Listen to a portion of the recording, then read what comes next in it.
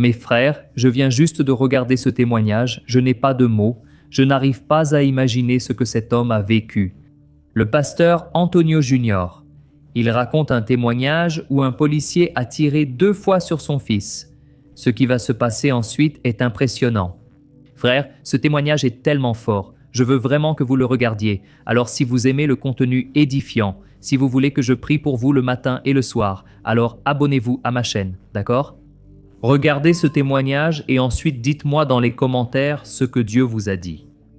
Le 26 août 2016, mon plus jeune fils est sorti de la maison. En fait, mon plus jeune fils. Il est entré chez moi pendant que j'étais dans le salon et m'a demandé s'il pouvait recharger la moto. Qu'il allait sortir de la maison pour se faire couper les cheveux. Et le salon où il se faisait couper les cheveux était juste en face de notre maison. J'ai dit, laisse-la là. Il a commencé à se plaindre de son grand frère, comme il le faisait toujours.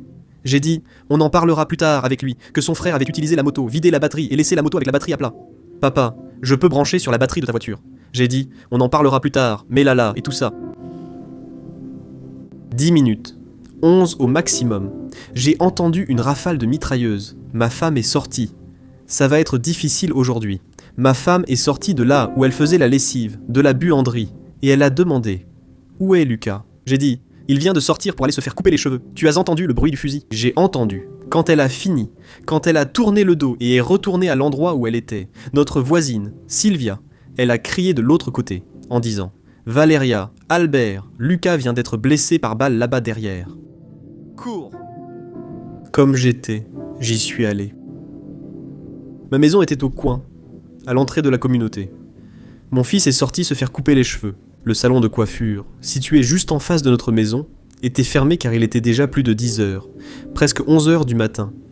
Il est entré dans la communauté pour aller dans ce salon alternatif où tout le monde, moi compris, se faisait couper les cheveux. Mais il y avait une opération de police ce jour-là. Le policier a tiré 2 coups de fusil sur mon fils. Mon esprit a réfléchi, en se disant « Lucas a été touché, il y a eu un coup de feu, en fait, des éclats de balles. Pourquoi je ne suis pas venu en voiture? J'aurais dû venir en voiture pour pouvoir l'aider tout de suite. » J'ai pensé « Lucas est assis, blessé et en train de saigner. J'aurais déjà dû être en voiture pour aller le secourir. Je réglerai le reste plus tard, puis je suis parti. » Quand je suis arrivé, là le policier m'a interpellé, en me demandant qui j'étais. J'ai dit « Je suis pasteur et je suis le père du garçon qui vient d'être blessé par balle. » Il a dit « Votre fils a tiré 10 fois sur la patrouille. » Réponse injuste à l'agression. J'ai dit « C'est impossible parce que mon fils est croyant. » Il était à la maison il y a 10 minutes. Il n'est pas sorti de la maison armée. Lucas portait une chemise avec l'inscription « Je suis la Bible, que le monde lit. » J'ai dit « Laisse-moi gérer le problème de mon fils. » J'ignorais l'état de Lucas. Sur place, il était allongé sur le ventre, cherchant à respirer. Je me suis assis près de lui. J'ai prié comme pasteur et dit « Mon fils, ce sera un témoignage. Dieu contrôle tout. » Il ne faisait que pleurer. Sur le ventre. Toute la communauté, en masse, est sortie, essayant de lyncher l'équipe de la police militaire. Ils ont tué le garçon. J'ai dit « Non, il est mort, aidons-le. » Ensuite, mon autre fils est arrivé. J'ai mis ça en ligne. Il est venu de je ne sais où. J'ai dit d'aller prendre la voiture et d'aider son frère. Je suis resté à discuter avec le policier. Les personnes qui sont témoins, elles ont dit « Parce qu'à ce moment-là, je ne savais pas ça, j'ai des problèmes d'asthme et je crie beaucoup. » Elles ont dit que je tournais en rond avec mon inhalateur pour l'asthme, sans savoir quoi faire. Parce que je n'ai jamais eu de cas de quelqu'un dans ma famille qui ait été blessé par balle. Moi, pasteur et croyant, mon plus jeune fils va-t-il être blessé par balle? Quel Dieu est-ce? C'est le Dieu qui répond, sans utiliser de mots. La voiture, elle est arrivée. J'ai pris le policier à partie qui s'est dit croyant. Je suis croyant. J'ai dit, si tu l'es aussi, aide mon fils. Il est monté dans la voiture, son arme est tombée par terre, et je me souviens que le diable a mis une pensée dans ma tête. Il disait, tout le monde est de ton côté, tire-lui dessus, tu vas être le héros de la communauté. Je me souviens que cette fois-là, j'ai dit que j'étais croyant. J'ai trouvé de la force dans ma faiblesse pour améliorer ma situation, conscient de sa gravité. Ils ont secouru mon fils. Il l'a emmené à l'UPA de Duc de Caxias, à Parc-Lafayette. Je suis monté dans une autre voiture, parce que j'étais tellement abasourdi que je n'arrivais même pas à... Je n'avais plus de repères dans la vie. Alors je suis monté dans une autre voiture, nous sommes allés dans un autre hôpital. Quand je suis arrivé à l'UPA, 40, 50 minutes après qu'il ait été secouru, le personnel a dit que c'était grave, Notez bien cette information ici. Mon fils aîné était dehors, à côté du policier. Le policier a pris son téléphone pour appeler sa femme. En répétant « Prie pour moi, car j'ai tiré sur le fils d'un serviteur de Dieu ». Enregistre cette information. Valéria n'a pas pu sortir car Dieu a paralysé ses jambes. 15 autres sœurs sont venues à la maison pour prier avec elle. Pour prier et intercéder. Je suis allé à l'hôpital. Quand il était 2h30, 2h38 de l'après-midi, l'assistante sociale m'a appelé. Et quand l'assistante sociale nous appelle, c'est une mauvaise nouvelle. Ils en parlent froidement, disant qu'il n'a pas survécu. J'ai perdu tous mes repères. Parce que mon fils n'a jamais bu une goutte de bière. Et il n'a jamais passé une nuit hors de la maison. Il ne mangeait pas sans haricots. C'était notre fils chéri, sans exclure les autres. C'était le fils qu'on voulait aider après avoir élevé les autres, et vu tout le monde se marier. Il rêvait d'être fonctionnaire ou joueur de football. On constate toujours une grande limitation. Au ministère, débuter est très difficile. À chaque anniversaire de Lucas, on n'y arrivait pas car il était né le 12 décembre. Pour ceux en itinérance, c'est compliqué. Comment vais-je donner des médicaments? Comment vais-je lui dire? Mon beau-frère m'a attrapé. J'ai dit que je ne voulais pas de médicaments. Je voulais rester lucide. Je vais rentrer à la maison et je dois lui parler. Et je suis allé de Parc Lafayette jusqu'à la maison, en imaginant ce que je devrais dire. En ouvrant la porte, elle priait et a demandé « Où est Lucas ?» J'ai répondu « Dieu a pris notre prince. » Elle s'est évanouie. Je n'ai jamais vu ma femme s'évanouir. Je dois me ressaisir. Je suis allé au commissariat, la DHBF est venue car c'est passé aux infos. Le fils du pasteur est apparu dans tous les journaux. Je suis allé au commissariat. Là, ce n'est plus le pasteur ni le croyant, mais le père qui se dispute avec le policier. J'ai fait ma déposition, puis je suis rentré chez moi à 10h du soir. Parce que pour ceux qui ne savent pas, comment cela s'est-il passé? Lucas est venu se faire couper les cheveux. Les policiers étaient déjà là depuis 6h du matin. Ils étaient en planque, c'est un terme policier. Ils étaient dans l'annexe de l'église, d'une église qui est aussi une église catholique, dans un projet social qui existait là-bas. Cachés. Observant les mouvements de la communauté. Quand Lucas est arrivé, les policiers ont enlevé la boîte aux lettres et placé le fusil. Parce qu'à ce moment-là, il n'y avait rien, la communauté n'offrait aucune résistance, il n'y avait aucun trafiquant, rien du tout. Mais quand Lucas est arrivé, la salle était déjà pleine. Il est resté dehors, assis avec les garçons qui étaient là, qui n'étaient pas non plus des toxicomanes. Les gosses ont tiré à la mitrailleuse. La balle a touché le bras de Lucas. Les garçons sont entrés dans la salle, puis Lucas est rentré chez lui. Mais la balle reçue au bras a causé une fracture ouverte. Alors il s'est évanoui. Il a crié à l'aide. Alors la femme, puis une jeune fille qui est voisine, qui nous connaît depuis qu'on est petit, est sortie de chez elle. Parce que dans la communauté, quand il y a des coups de feu, personne ne rentre, tout le monde sort. Alors elle est sortie pour savoir qui avait été blessé par balle. Elle a vu que c'était Lucas. Alors elle a pris Lucas dans ses bras pour le ramener à la maison. Elle est passée pour lui porter secours. Sauf que le policier est sorti de l'abri et a maîtrisé la femme en disant « Lâche-le, sinon je te tire une balle dans la figure ». Il a encore tiré sur le ventre de mon fils.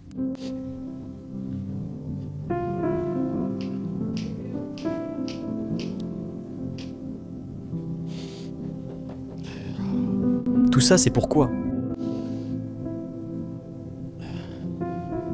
Je suis rentré à la maison. Il y avait presque 200 personnes chez moi. Croyants, non-croyants, tout le monde était là. Ma femme était droguée. J'ai salué certaines personnes et d'autres non. Parce que quand on est en deuil, il n'y a pas de mots qui puissent vraiment nous toucher. J'ai appris que lorsque tu consoles quelqu'un qui est en deuil, ta présence suffit. Il n'y a rien que tu puisses dire, rien ne touche le cœur. Mais j'avais besoin d'entendre mon père. Voilà pourquoi je suis allé dans ma chambre. Là où Dieu m'a transmis plusieurs messages. Assis au bout de mon lit, j'ai tiré la chaise et dit « Dieu, assieds-toi, j'ai besoin de te parler. » Je n'ai pas vu Dieu, mais je l'ai entendu me parler. Dès lors, j'ai compris que ce n'est pas ce que la vie nous fait. C'est ce que tu vas faire à partir de ça. Ce n'est pas la douleur que tu ressens qui va te définir. C'est ce que tu fais avec la douleur que tu ressens. Dieu s'est assis là. Il ne s'est pas assis, je ne l'ai pas vu, mais il m'a parlé. Il a parlé de façon thérapeutique. Je t'aime, Dieu. Quel est le nom de ton fils? Si Dieu sait tout, pourquoi demander un nom? Parce que Dieu connaît le nom de la douleur que tu ressens. Il veut savoir si toi tu le sais. Quand tu admets ce que Dieu sait déjà, tu reconnais qu'il a raison, pas toi. J'ai demandé à Lucas quel numéro de maillot il portait dans ses clubs. Il a toujours eu le numéro 22. J'ai dit 22. Quel âge avait-il quand tu me l'as rendu ? 19 ans.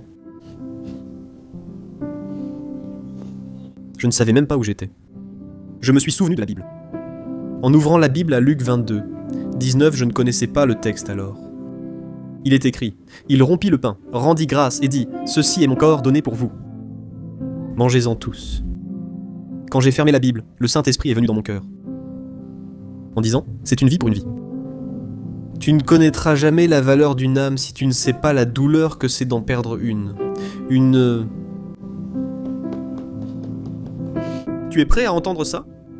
Le Saint-Esprit a parlé à mon cœur en disant, soit tu sors par cette porte pour être une victime, un activiste, rester devant le commissariat, essayer de récupérer et de ressusciter ce qui ne reviendra pas. Tu sors pour être une référence. Ce n'est pas le niveau de douleur que tu ressens, c'est ce que tu fais avec elle. Parce que si tu laisses la douleur te tuer à petit feu, tu n'as rien compris au but que Dieu a dans la douleur que tu ressens. Prends cette douleur et transforme-la en force. Car c'est là que tu découvriras la vérité. Ce qu'est vraiment la force de la faiblesse. J'ai surmonté ma douleur et embrassé ma femme, affirmant vouloir devenir une référence. Je vais être une référence. Je vais être une référence. Je vais être une référence. J'ai fait le pire service funèbre de toute ma vie. Jorginho et les autres étaient là. Mais je devais être une référence. Et Dieu m'a donné un signe devant le cercueil. Les jeunes ont accepté Jésus. Le Seigneur m'a parlé. La personne ne sait pas que tu es prophète. Ils savent que tu es prédicateur et croyant, mais ignorent que tu es prophète, surtout chez toi. J'ai vécu mon deuil. 5 ou 6 jours plus tard, je marchais dans la favela. Et j'ai découvert qu'au milieu de ma favela, dans la communauté où je vivais, il y avait beaucoup d'enfants désœuvrés. Ils ouvraient des barricades aux trafiquants, qui étaient formés par des criminels. Ma femme peut en témoigner. J'ai alors adopté une stratégie. J'achetais du guaravita et des biscuits fofura, équivalent des fandangos. Et j'emmenais ces enfants chez moi. Et on avait déjà un groupe de prière avant Lucas. J'ai dit comme ça, alors on a continué à faire le groupe de prière. Ces enfants ont commencé à y aller. C'était en août. Quand septembre est arrivé, le 22 septembre, j'ai organisé une croisade. Et j'ai pris une scène gigantesque et je l'ai installée à l'endroit marqué par le sang, où mon fils a été placé, où il a été tué. J'ai organisé une croisade où Jésus a sauvé 20 personnes de la communauté. J'ai commencé à évangéliser les enfants et proposé d'organiser une fête pour eux. La journée des enfants approche et je vais organiser une fête pour les enfants. J'ai pris toutes les ressources que j'avais économisées. J'ai investi dans ces jeux gonflables qui coûtent très cher. J'ai organisé une fête gigantesque et lors de cette grande fête, 50 enfants ont accepté Jésus. Ça va s'améliorer maintenant parce que Noël est arrivé. Noël est arrivé, j'ai dit, je vais donner 100 vélos à la communauté. Je n'ai pas réussi à en donner 100. Voilà pourquoi je te dis de ne pas garder tes secrets. Je suis allé prêcher dans une église d'un ministère à Rio de Janeiro. Il y avait 14 personnes, mais presque personne en réalité. Sauf ceux que Dieu avait envoyés pour soutenir mon projet.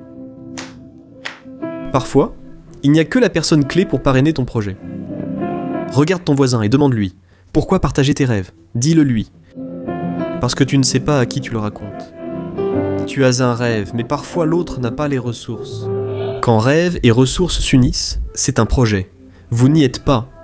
Alors tu restes là avec cette fierté de dire « Je ne vais pas raconter parce que quelqu'un peut être jaloux et me devancer. » Non, ce qui est à toi mon frère, personne ne va le prendre. Si c'est à toi, c'est tout, ce sera avec toi.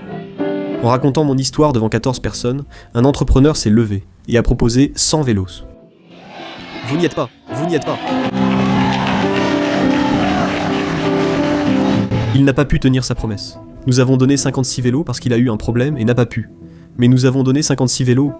Et tous les enfants qui recevaient un vélo, c'était nous qui les donnions aux enfants qui en avaient besoin. En fait, notre communauté est très défavorisée. À Rio de Janeiro, les gens n'ont même pas d'endroit pour faire leurs besoins. Si tu ne vis pas à la Baixada, tu passeras par là en prenant la Linha Vermelha. Regarde à gauche, c'est notre communauté, des baraques en bois. Alors, on a commencé à sélectionner les enfants qui n'avaient vraiment aucun moyen de faire ça. Et on leur a donné. Maintenant, imagine la joie d'un enfant qui n'a même pas où faire ses besoins, et qui reçoit un nouveau vélo à la maison. Jésus en a sauvé 50 de plus. Et aujourd'hui, nous sommes un projet social. Le nom du projet est Lucas 22, 19. Il y a combien d'enfants ? Combien d'enfants? Parle plus fort. Combien d'enfants? Le mieux, c'est que tu ignores ce que ta douleur peut causer. Le meilleur, c'est que le trafic de drogue n'a plus la même intensité maintenant. C'est fini. Calme-toi. Du calme. Non. Applaudissements. Applaudissez mieux, car les enfants qui étaient des pièces de rechange sont là. Alléluia.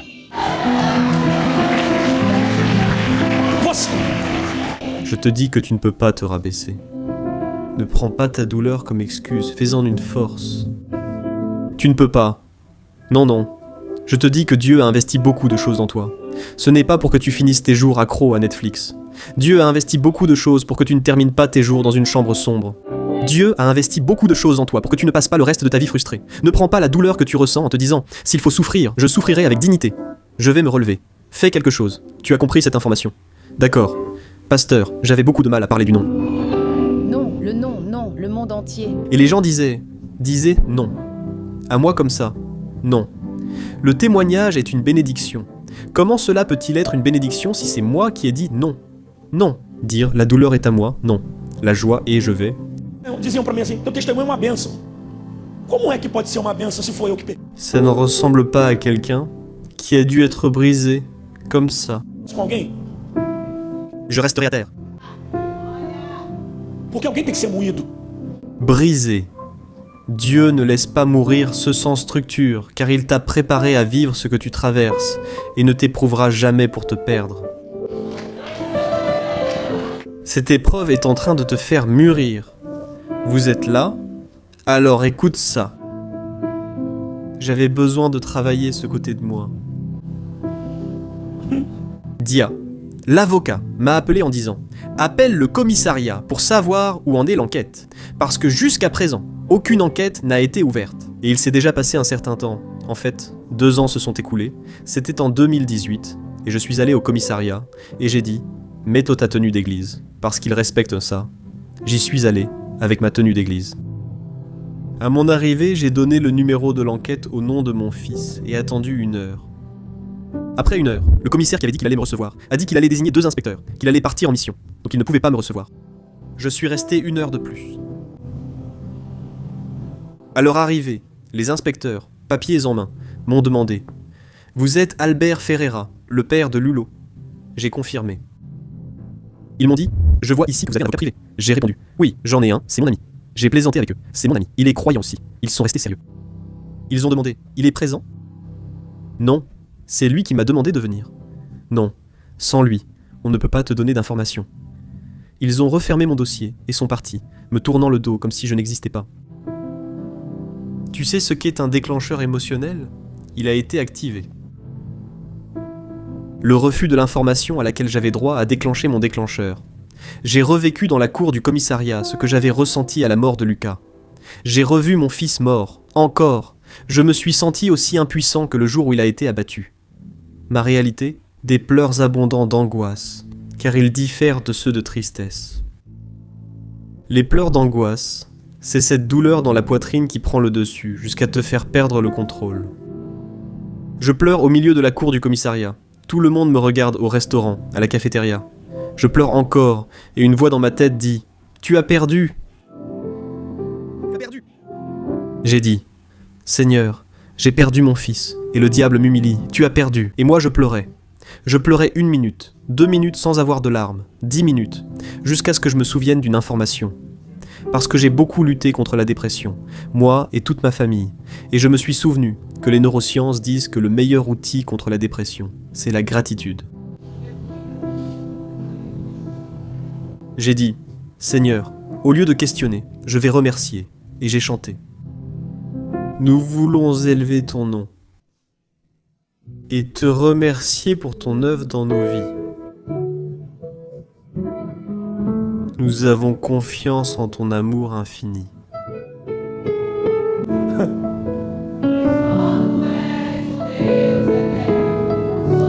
Dans la cour de la division des homicides de la Baixada Fluminense. La voix qui disait ma défaite est toujours là. Alors j'ai compris que ce n'était pas le diable. Le diable est fou, mais pas assez pour rester où Dieu est célébré. C'était Dieu. Dieu me disait que j'avais perdu. Quand j'ai fait taire ma voix, C'est quelque chose que tu apprends dans la culture juive. On prie pendant 1 heure, mais on ne passe pas 1 minute à attendre que Dieu réponde. Lorsque je me suis tu, la voix du Seigneur m'a atteint. Il m'a demandé si j'allais continuer à être activiste. Sortiras-tu de ce commissariat en comprenant que ta douleur n'est pas supérieure à mon dessein ? Ce jour-là, dans la cour du commissariat, j'ai accepté. J'accepte ton dessein. Quand j'ai fermé les yeux et que j'ai commencé à prier, écoute ça. L'image de Lucas, restée vivante devant moi pendant 2 ans, a laissé place à celle des enfants du projet. Le jour du pasteur, elles se sont déguisées en brebis et ont chanté « Je suis la petite brebis de mon berger ». J'ai vu la scène, des enfants, des gens qui auraient pu devenir trafiquants, échanger des tirs avec la police, voulaient y aller en croyant. Chaque fois que tu oublieras l'alliance, Dieu te rappellera le jour où il l'a conclu avec toi. Je voulais que tu comprennes, et je termine ici, que je suis venu juste pour raconter cela. Le temps est passé. Je m'apprête à prêcher à l'église, et j'allume mon téléphone, et il y a un message disant « C'est le pasteur Albert ». J'ai dit « Oui, que la paix du Seigneur soit avec vous, grâce et paix. Que Dieu vous bénisse, selon la personne. » Ici, c'est la missionnaire Foulana de l'église Bertana, quartier Cyclano, pasteur Foulano. Je sais qui a tué votre fils. J'ai dit « Ma sœur, s'il te plaît, je ne veux plus entendre parler de ce sujet est déjà réglé, parce que nous nous sommes déjà entendus. Ma famille et moi avons réglé cette affaire, et nous n'allons plus nous en occuper devant la justice. Parce qu'il n'y a plus moyen de récupérer mon fils. Je ne veux plus régler ça. Je suis allé à l'église, j'avais ça en tête, j'ai éteint mon téléphone, je l'ai mis en mode avion, je suis allé prêcher. Après avoir prêché, j'avais 10 appels d'un autre numéro, sans que ce soit du spam. Par politesse, j'ai rappelé en pensant qu'il y avait un problème. J'ai appelé. Qui c'était ? Une femme. C'est le pasteur Albert, la paix du Seigneur. Ici la missionnaire Intel qui vous a parlé. Je suis l'épouse du policier qui a tué votre fils. Au nom de ma famille, te demander pardon.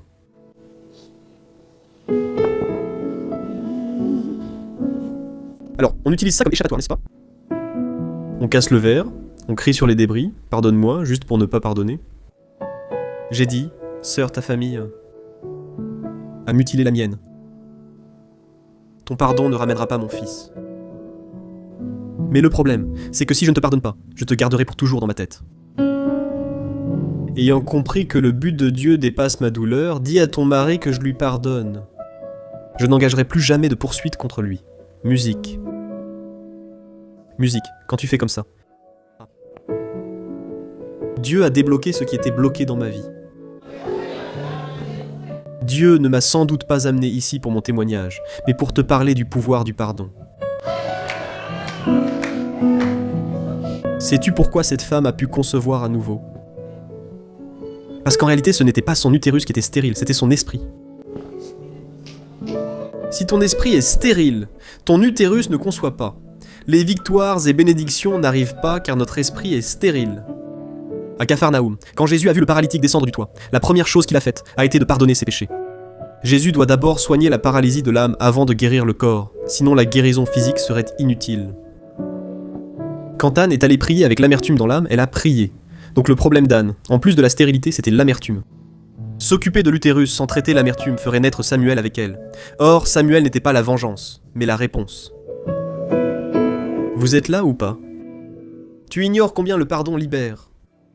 Tu ne sais pas comment le pardon libère. On t'a déjà fait du mal, on t'a déjà maltraité, tu as déjà perdu, tu t'es déjà fait avoir. Alors pardonne, libère-toi. C'est passé, c'est fini. Jusqu'à quand tu ressasseras ton passé ? Libère-toi.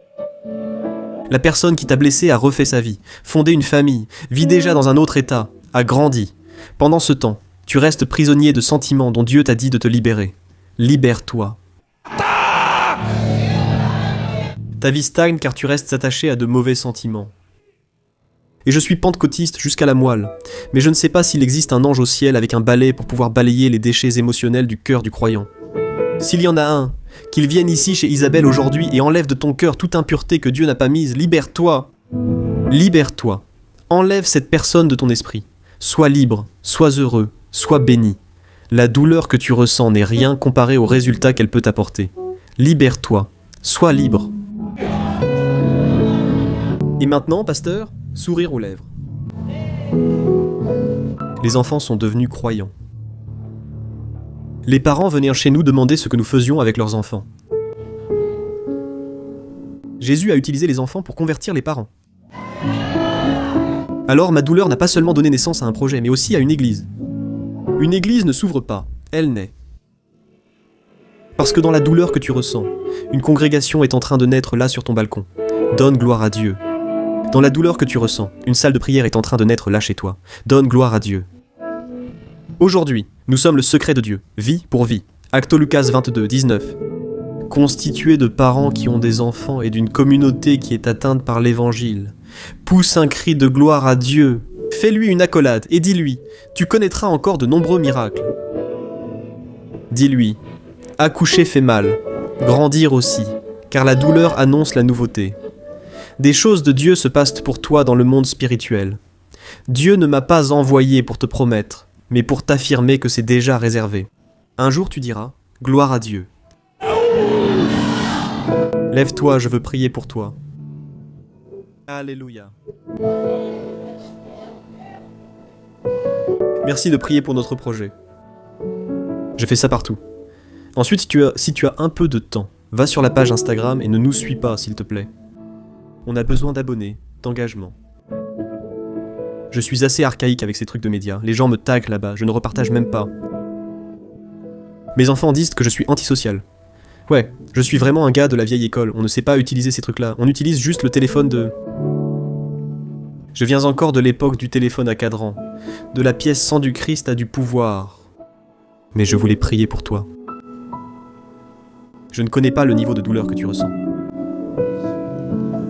Je ne veux pas deviner cela, car ce n'est pas possible. En tant que leader, on aimerait parfois partager ta douleur, mais ce n'est pas possible. Ce que nous pouvons faire, c'est intercéder pour toi. Père bien-aimé. Seigneur, tu connais mieux que tous ici la douleur de ta fille et de ton fils. Tu connais les frustrations et les attentes. Tu connais la foi qui triomphe, mais aussi la foi qui défend. Tu connais la foi qui défend, mais aussi celle qui laisse perdre sans nous éloigner de celui qui nous a trouvés, ton fils bien-aimé. Seigneur, prends ta fille dans tes bras. Et s'il existe encore du pouvoir dans une étreinte, comme nous savons qu'il y en a, que cette étreinte vienne de toi. Que le Seigneur prenne ta fille dans ses bras et la console, la réconforte. Peut-être lui murmure-t-il simplement « Tiens bon ». Attends, ça va arriver. Mais ne laissez personne ici, cet après-midi, désespéré avant d'avoir attendu. Attends. L'espoir est un don offert.